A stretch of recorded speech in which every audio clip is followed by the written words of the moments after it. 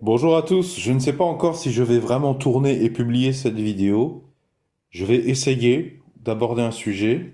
Nous sommes réunis ici sur la chaîne YouTube Solutions et Débrouilles, sur laquelle nous essayons, mine de rien, de faire un maximum d'économies, de ne pas gaspiller ces économies pour des frais qui sont évitables. Je suppose que de manière générale, vous êtes intéressé par gagner de l'argent parallèlement à vos activités les plus rémunératrices, votre salariat notamment. Pour ceux qui veulent se faire un petit peu d'argent de poche, qu'ils aient 15 ans ou 40 ans, il y a un exercice auquel nous pouvons nous plier un peu plus souvent. Déjà, comme dit ma ferme autonome, arrêtez de prendre votre voiture pour aller faire des courses.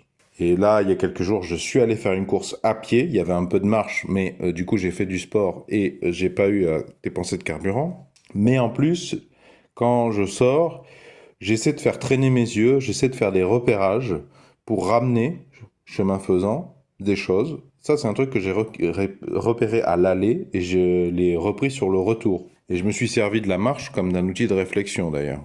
Nous voyons tous plein de choses qui sont jetées sur le bord des routes, le bord des rues, le bord des trottoirs. Bon, moi j'habite à Montpellier, donc ce que je veux dire, ça va s'appliquer plutôt aux gens qui vivent dans des villes, voire dans des grandes villes.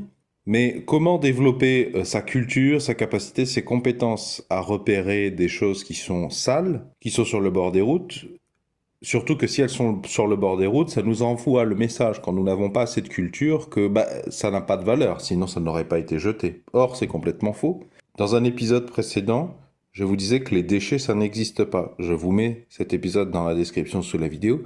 C'est important à comprendre, vu que comprendre qu'un déchet, ça n'existe pas, c'est une vue de l'esprit, eh bien c'est se rapprocher de la perception de la valeur et indirectement du prix qu'on va pouvoir tirer de l'objet récupéré gratuitement dans la rue. Pour en revenir à la question, comment fait-on pour savoir si un objet, ça vaut le coup de le ramener?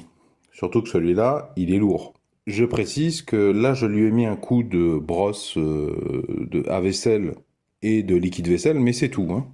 J'ai même pas utilisé de javel. Puis j'ai nettoyé les faces les plus accessibles, ma brosse étant assez grosse, vous voyez, j'ai pas insisté là-dessus. Et j'ai pas non plus envie d'y passer 2 heures, vu que bah, une demi-heure, 1 heure de votre travail, en France, une demi-heure, 1 heure, c'est facturé 70 euros, hein. Et du coup, dans la perception du prix, tout ça, de la valeur, ça doit rentrer en considération. Faut pas prendre des choses qui vont demander trop de travail pour trop peu d'argent. Votre temps est une des grandeurs, enfin, d'une des choses dont vous disposez qui a le plus de valeur. Regardez les sommes d'argent que les milliardaires sont prêts à dépenser pour gratter quelques mois en bonne santé. Donc je précise qu'il était un peu sale, mais déjà, voilà, premier élément, d'extérieur, quand un objet dans la rue il est souvent sale, mais il y a sale et sale. Déjà, il va falloir faire la distinction entre sale et rouillé. Vous pouvez avoir des salissures qui ont une couleur orange ou marron, marronasse, mais c'est pas forcément de la rouille. Et si vous avez de la rouille, bah déjà, ça c'est plus grave. La rouille, c'est pire que de la saleté, et puis surtout, ça vous indique que les matériaux sont oxydables, ce qui ne nous arrange pas, vu que précisément, quand les objets sont fabriqués dans des matériaux quasiment inoxydables, eh ben, ça veut dire qu'ils s'adressent plutôt, qu'ils remplissent un cahier des charges et qu'ils ont de la valeur à l'achat neuf, importante. Ils sont dans des matériaux qui sont beaucoup plus précieux. Et là, précisément, bon, alors moi, je savais pas ce que c'était. J'avais une petite idée. J'ai regardé l'étiquette. SAP, sapbologna.it. Donc là, j'ai compris que c'était italien.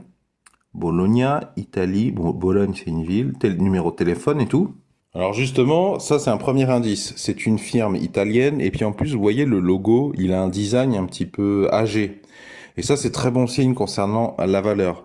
Ça veut dire que ça a été fait il y a facilement plus de 10 ans, voire plusieurs décennies. Ça veut dire que les métaux étaient de bien meilleure qualité. Ça veut dire que le public était plus exigeant en termes de durabilité. C'est italien. C'est une firme qui fait ça, apparemment. C'est pas comme Vevor, par exemple, un truc chinois qui fait plein de trucs, qui font plein d'objets en métaux qui sont pas très durables d'ailleurs. Là, on est sur une entreprise. J'ai pu me servir du logo, qui est assez vieux, qui me donne une indication. J'ai pu retrouver cette entreprise, et cette entreprise, elle fait que ça. C'est pas comme Vevor qui vend des compresseurs, des extracteurs de ressorts, des scies, enfin, tout ce qu'ils peuvent en métaux. Ça, c'est une marque qui fabrique des trucs pour les bouchers. Et ça vient d'Italie. Et les Italiens, c'est pas des rigolos sur les équipements, sur l'usinage du métal. Et alors d'ailleurs, information, je pense que je vais réussir à le vendre correctement. Moi, si j'arrive à faire 10, 20 euros de bénéfice, je suis content, même 10, hein. Comme je vous dis, c'était vraiment sur mon chemin, quoi. Ça m'a pas coûté grand-chose de le ramener. Mais ce que je voulais vous dire, le lien entre qualité et Italie, je le connais notamment parce que ça fait des années, enfin au motif, en lien avec le fait que ça fait des années que je suis abonné à une chaîne YouTube que je vous mets dans la description sous la vidéo. Et c'est un Italien qui fait des réparations, mais du coup c'est un Italien qui a des connaissances solides, donc qui peut nous en apprendre beaucoup, qui nous en apprend beaucoup, qui filme ça très bien. Mais comme il est italien et qui récupère des objets à droite à gauche, notamment opus, mais jetés, mais lui, il est en Italie, donc il récupère du matériel italien. Donc ça fait découvrir du matériel italien. Et en France, il y a du matériel italien, espagnol. Hein. Je vous rappelle quand même que Simca, Peugeot, il y a tout un pan de l'industrie automobile la plus fiable, dont les prix ont flambé d'ailleurs depuis l'apparition des zones de faible émission, des villes à zones de faible émission. Mais c'est de la mécanique, enfin c'est de l'usinage de métal des années 90, il y avait plein d'Espagnols, notamment ceux qui ont fui Franco, plein d'ingénieurs ou de techniciens espagnols et d'ingénieurs ou de techniciens italiens qui ont travaillé avec des ingénieurs et des techniciens français. C'est un âge d'or de l'industrie, hein, enfin d'un certain pan de l'industrie européen. Tout ça pour dire que voilà, c'est important, c'est un élément contextuel, l'Italie, mais il faut avoir un peu de culture générale pour savoir que bon, bah, ce sont des bons signes. Ensuite, comme je vous dis, c'est du matériel de boucher. Même si j'avais pas compris, enfin ça se voit parce que n'y connaissant rien, même si je vais jamais chez le boucher, quand j'étais petit, j'allais chez le boucher des fois en accompagnant un de mes parents. Je reconnais que c'est, on dirait tout est en inox. Je reconnais c'est du matériel de boucher ou de traiteur. Et les bouchers et les traiteurs, ils ont constamment besoin de nettoyer tout le temps leur matériel, constamment, notamment pour prévenir les pathogènes, l'apparition de maladies, enfin, c'est les règles sanitaires, les conditions sanitaires, les règles d'hygiène, mais des objets dont on veut qu'ils soient solides, durables, professionnels, c'est pour servir des clients, et qu'on puisse les laver tout le temps, et qu'en plus ça peut tomber, il faut que ça tienne le coup. Et puis c'est piloté par faut voir certains bouchers, c'est des bœufs hein, physiquement, hein. Donc faut pas que les trucs, faut que les trucs ils soient solides. Et le truc doit être inoxydable. Et ben ça, c'est un très bon indice, vu que si c'est inoxydable en lien avec le fait que c'est pour les bouchers, les traiteurs, mais si c'est dans la rue, c'est pas un problème. Tandis que la plupart des autres objets qui sont pas inoxydables, parce qu'il n'y a pas besoin, même des gros objets, par exemple un four à micro-ondes moderne, il va beaucoup plus rouiller rapidement que ça. Pourtant, ce sont des poids comparables, hein, d'ailleurs, hein, et des tailles comparables. C'est pas beaucoup plus dur de ramener un four à micro-ondes que ça, hein. Et du coup, j'avais mon smartphone sur moi, donc j'ai pu utiliser les informations collectées. Alors ça, c'est important. C'est d'ailleurs essayer, malgré la salissure, de voir s'il n'y a pas d'autres inscriptions. Là, en plus, on a l'étiquette. Ça, c'est pas mal d'avoir l'étiquette pour faciliter la revente. Il y a fort à parier que les bouchers, enfin les personnes qui pourraient être intéressées par l'occasion là-dessus, ils connaissent ces marques-là, ils vont reconnaître, et puis de manière générale, même s'ils connaissent pas beaucoup, le fait d'avoir une étiquette d'une marque connue, ben, ça rassure énormément. Donc voilà, je l'ai simplement shampouiné, il est bancal,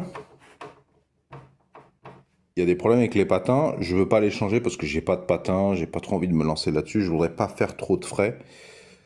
Simplement, voilà, je voulais vous montrer un petit peu qu'est-ce que je vais faire d'autre avant d'essayer de le vendre et vous confirmer que je l'ai vendu avant de publier la vidéo. Et du coup, des informations que j'ai trouvées, c'est un outil qui sert au boucher à préparer ses steaks. Mais ça peut servir pour d'autres choses. Alors désolé, j'ai été interrompu. Mais en fait, c'est une presse, quoi. C'est une presse. Je pense qu'elle n'est pas suffisamment puissante pour que je mette de la poudre de savon de récupération et que en appuyant dessus, ça consolide la poudre, que ça me donne un nouveau savon. De toute façon, ce serait un peu grand. Je pense pas qu'elle soit suffisamment puissante. Enfin bon, là, quand je mets mon doigt, ça pique hein, quand même, hein, ça fait mal. Alors en le nettoyant, ça c'est sorti en fait.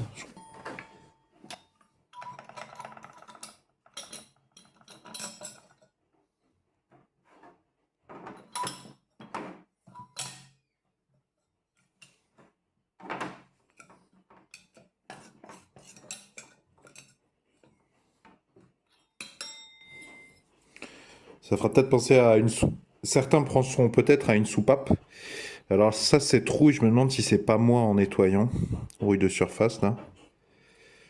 Ben, il vaudrait mieux que je le fasse disparaître avec du Scotch Brite, quoi. Enfin, l'éponge verte, le côté vert des éponges. Ben non, mais c'est déjà parti. Parce que la rouille, par contre, dans une annonce eBay, ça va pas faire bonne impression. Mais de toute façon, comme ça, c'est en inox. Ça aussi, c'est de la rouille qui vient de ça, là. Je voudrais pas non plus trop démonter, parce que plus je démonte, plus ça veut dire qu'il faut que je nettoie. De toute façon, ça, c'est pas visible une fois que... Donc, j'ai pas trop envie de le démonter. Par contre, là, il y a une paroi en plastique. Du coup, il y a des choses qui sont rentrées, j'ai pas pu bien nettoyer. Donc ça, à la limite, par contre, ça, je le dégommerais bien pour pouvoir desserrer cet écrou, éventuellement le remplacer, parce qu'on voit que la tige est en inox, mais pas l'écrou. Et ça fait rouiller dans l'annonce, c'est pas foufou, quoi. Parce que moi, je pars du principe qu'il faut comprendre que on peut trouver un acheteur, mais moins il envoie et plus il y a de rouille, moins c'est bien, quoi.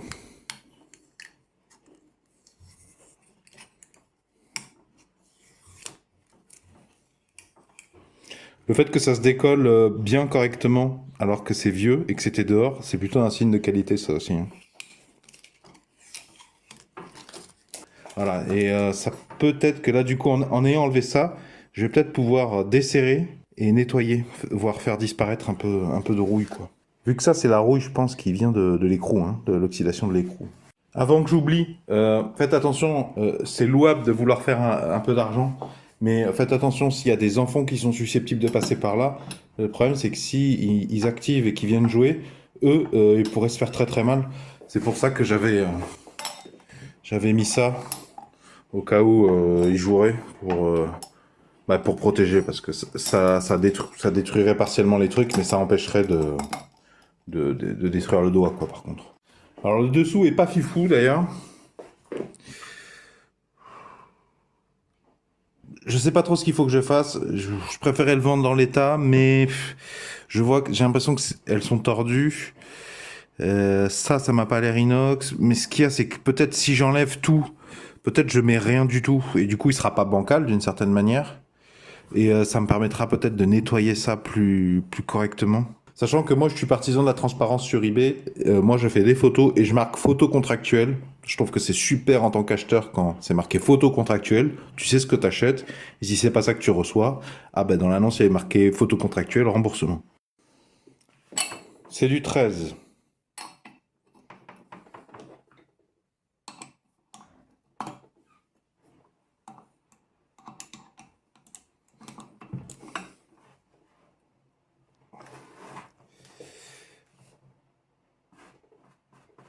Là, je suis un peu embêté vu que les têtes de vis, elles rayent le support. Donc, je suis obligé de laisser ce plastique pour pas creuser mon bois. Mais du coup, là, dans le cas présent, là, ça me gêne un peu pour dévisser.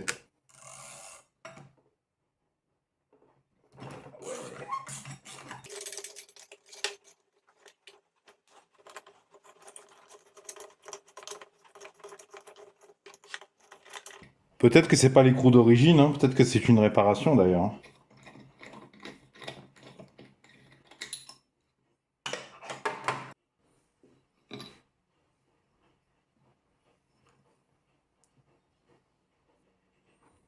Ouais, je pense que ça valait le coup parce que là, quand même pas mal de sable. Bon, je vous fais grâce du nettoyage à l'évier avec une brosse et du liquide vaisselle, hein, parce que ça me semble assez facile, hein. Je doute très fortement que l'entreprise qui s'est fait suer à usiner de l'inox comme ça aurait pris le risque de mettre des matériaux oxydables. Je vais chercher dans mon stock des remplaçants. Bon, si je peux dévisser ça, probablement que je pourrais décoller ça du reste, ça sera plus facile à nettoyer. Ça, c'est du 24 a priori.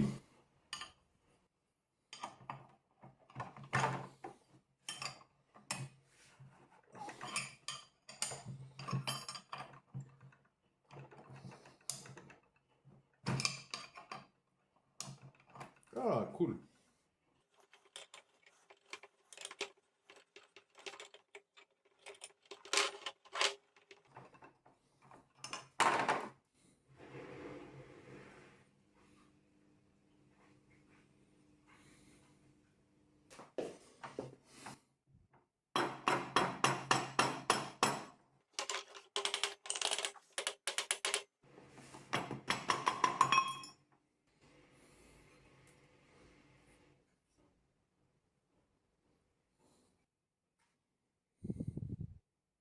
Alors ça par contre faut faire attention parce que ça c'est une clavette en métal. Faut pas la paumer parce que je crois qu'elle est censée venir là. Et elle joue le rôle de goupille je pense.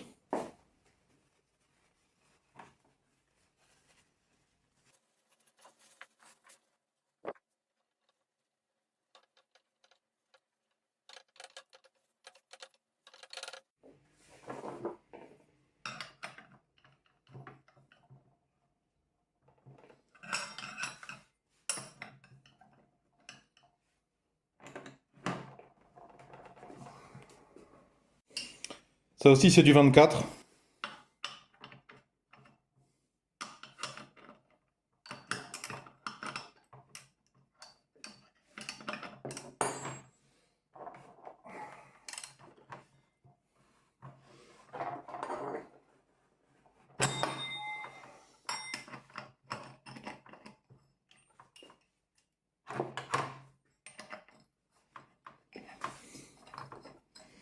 Vous avez vu, c'est dangereux, hein.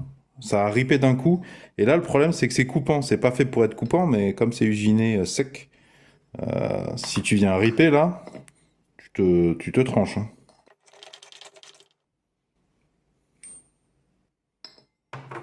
Bon, je pense que ça vaudra le coup, vu que ça, à mon avis, c'est du gras. Et je pouvais pas le nettoyer sans démonter, ça. Ça, c'est du 10.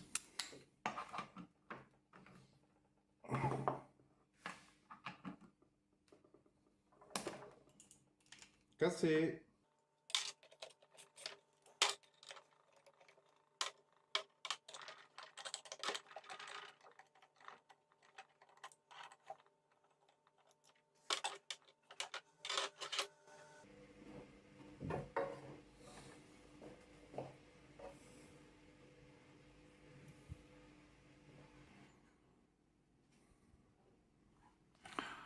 Ah, j'ai pas envie de me lancer là-dedans.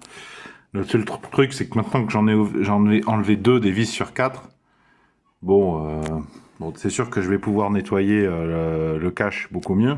Si je veux, je peux rajouter de la graisse, mais bon, ça m'a pas l'air indispensable.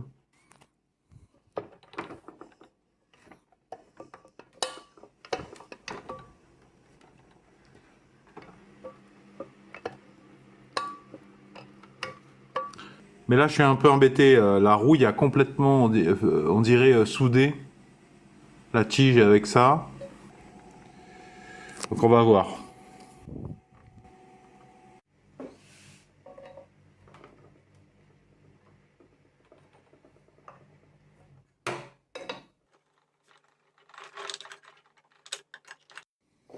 Ça s'appelle une pincetto. Je l'avais acheté pour changer, réparer une conduite en cupronickel de liquide de frein. On l'a changé par un tuyau en cuivre recuit, réparation sur un Citroën Berlingo il y a quelques années.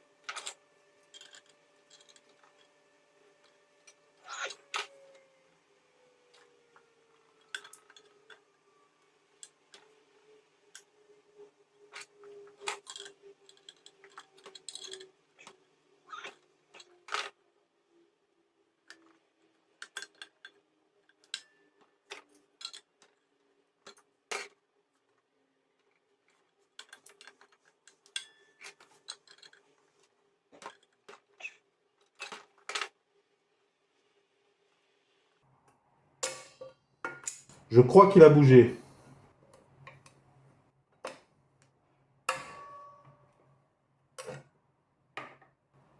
Bon, ben, c'est un échec, mais comme c'est coupé à ras, ça va.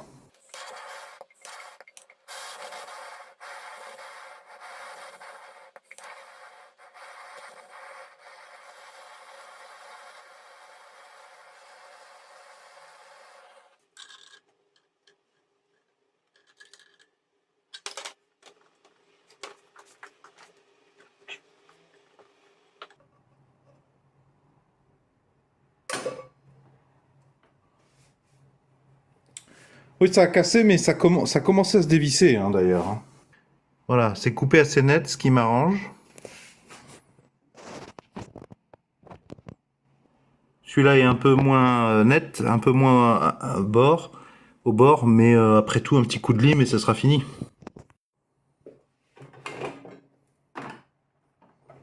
Alors ça me fait plaisir, il est plus du tout bancal. Et ça, c'est un point, notamment pour la vente. En remplacement de la rondelle, là, j'avais acheté ce kit de rondelles en inoxydable. Normalement, c'est de l'inox, hein, vraiment. Si je peux me débrouiller avec ça, ça serait pas mal. Ce serait un petit plus. Bon, je fais cette petite dépense sur mon stock payant en lien avec le fait que je l'utilise très peu, hein, de toute façon. J'ai trouvé un écrou de remplacement dans mon stock de récupération.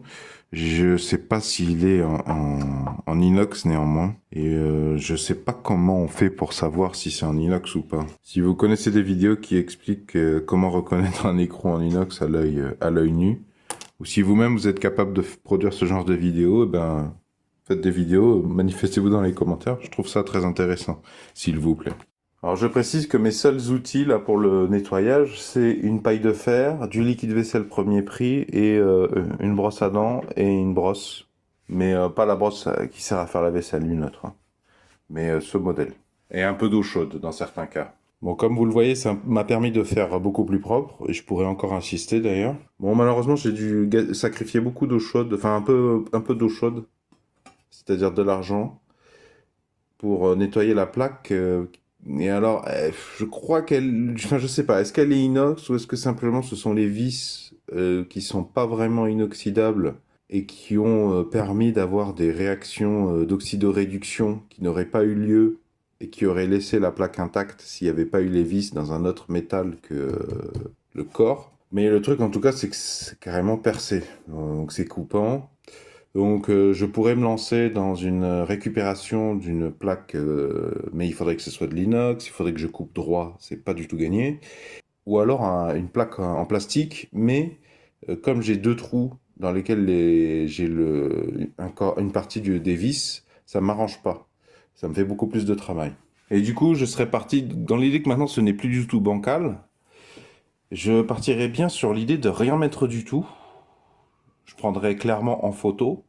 Ça a des avantages, hein, le fait qu'il y ait rien. Pour le nettoyage, il n'y a rien de mieux. Moi, je me dis, je serais le boucher, bon, peut-être que je préférerais passer un coup de Karcher à l'eau savonneuse et regraisser derrière, mais en tout cas, pour le nettoyage, l'eau qui rentre par là, par exemple, si tu veux nettoyer à fond de temps en temps, eh ben là, elle n'est plus retenue par le socle.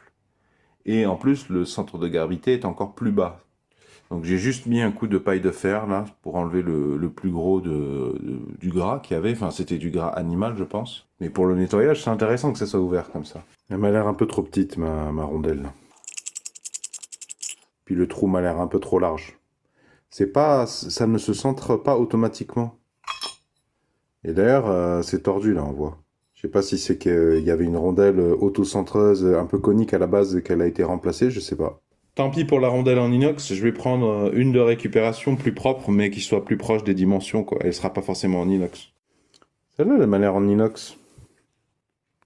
Je l'ai à peine serrée à la main pour les micro-ajustements, vu que, bon, bah, c'est censé venir comme ça. Et vu que c'est tordu, je serrerai définitivement après. Enfin, je serrerai plus sérieusement un peu plus tard. On dirait qu'il est tombé, là.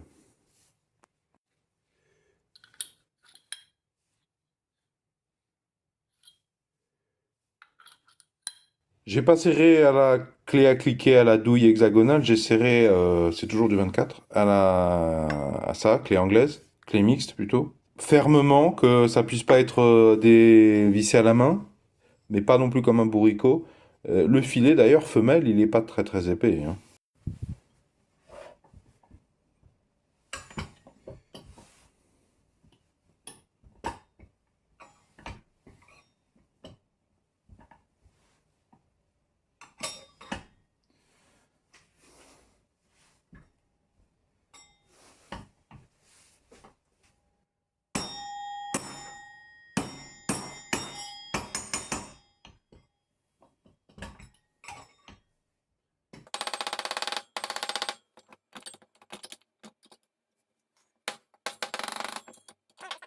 Bon.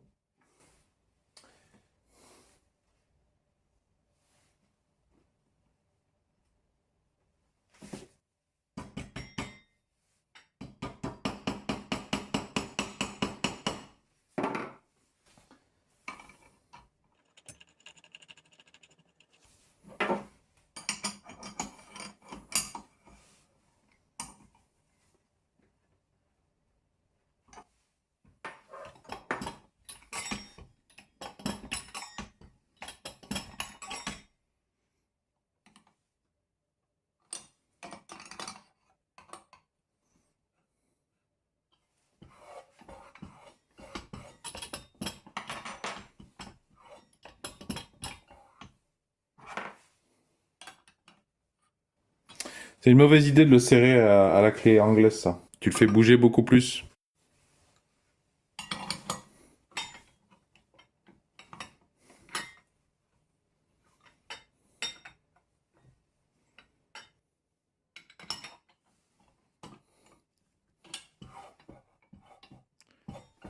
C'est pas bon ce bruit-là.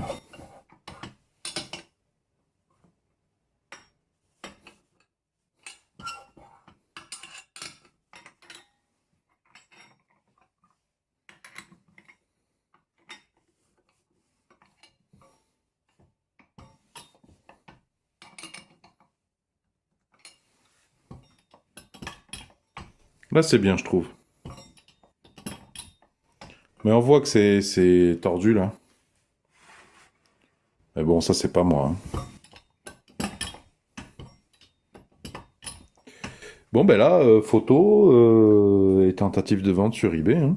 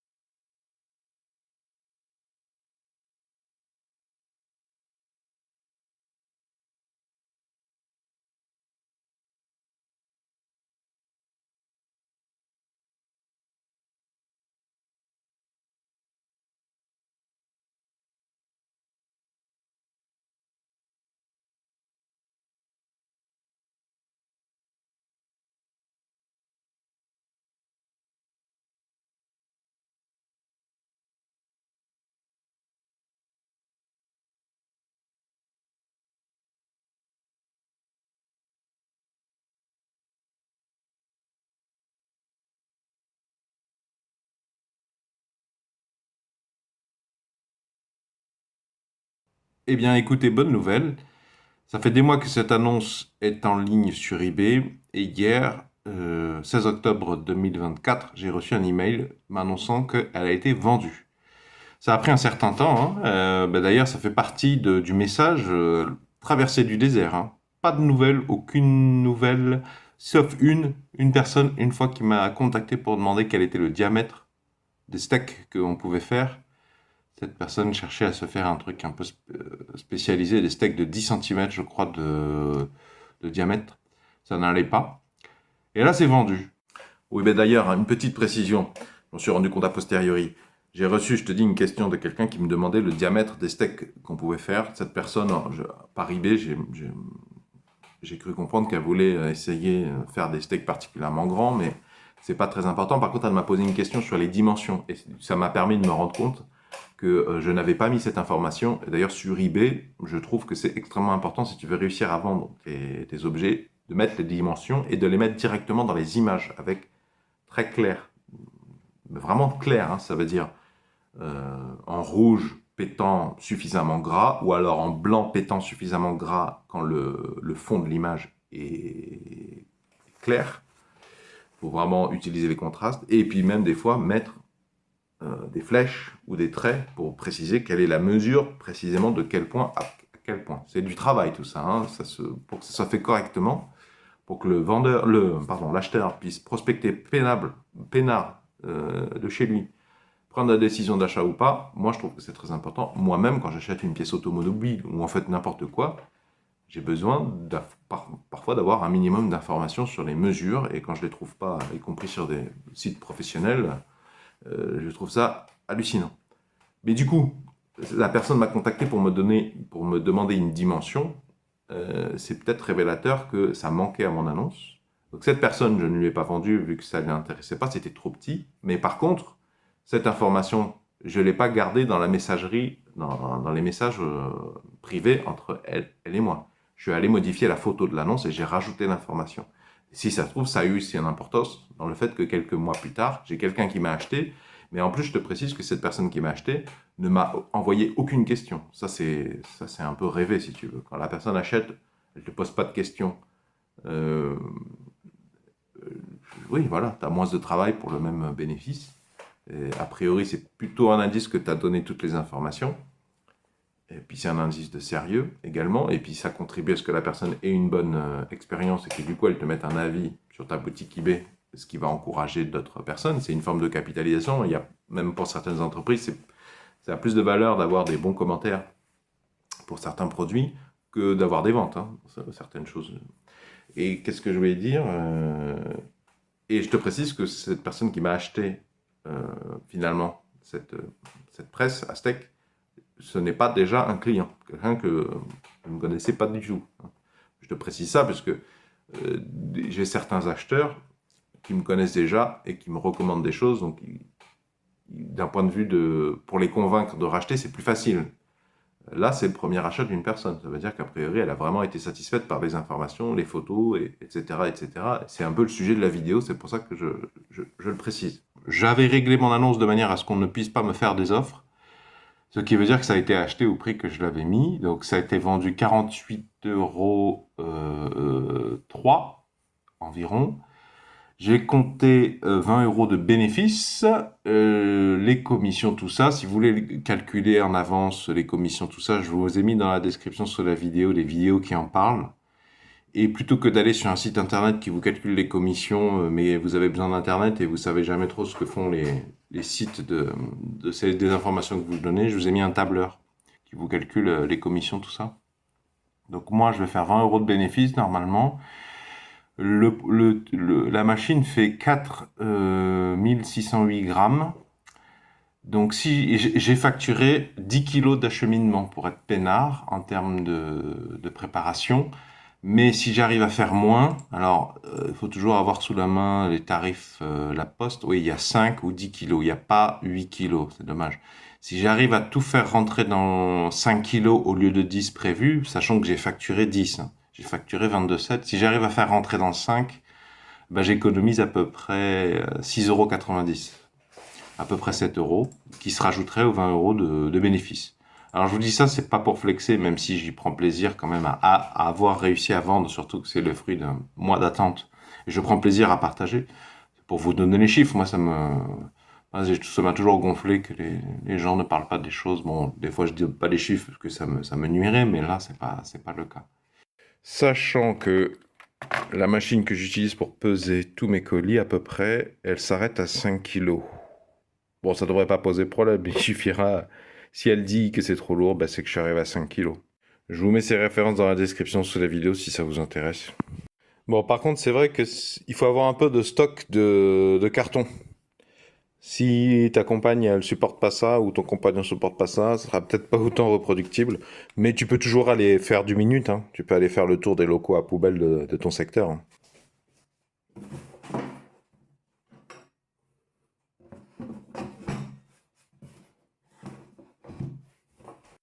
Bon, vu que c'est du métal lourd, c'est de l'aluminium et certains bords sont francs, je vais plutôt privilégier du papier, du craft, pas trop du plastique comme ça.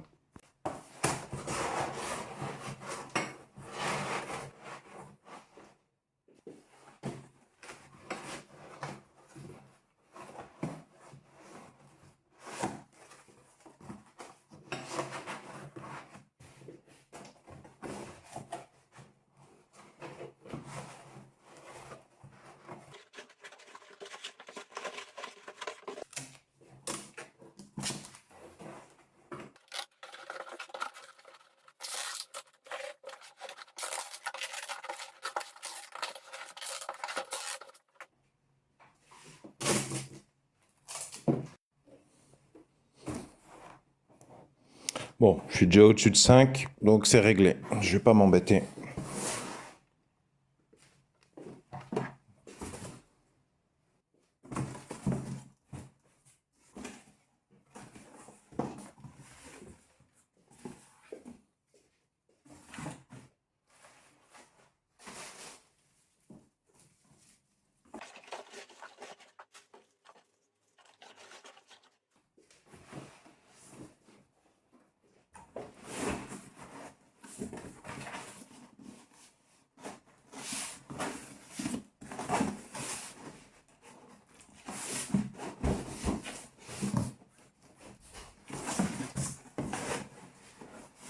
Je n'apprécie vraiment pas cette entreprise, mais là pour une fois, leur nombre de déchets va être utile. Et je suis rassuré que au moins une partie de leurs déchets servent à quelque chose. Ça rattrape.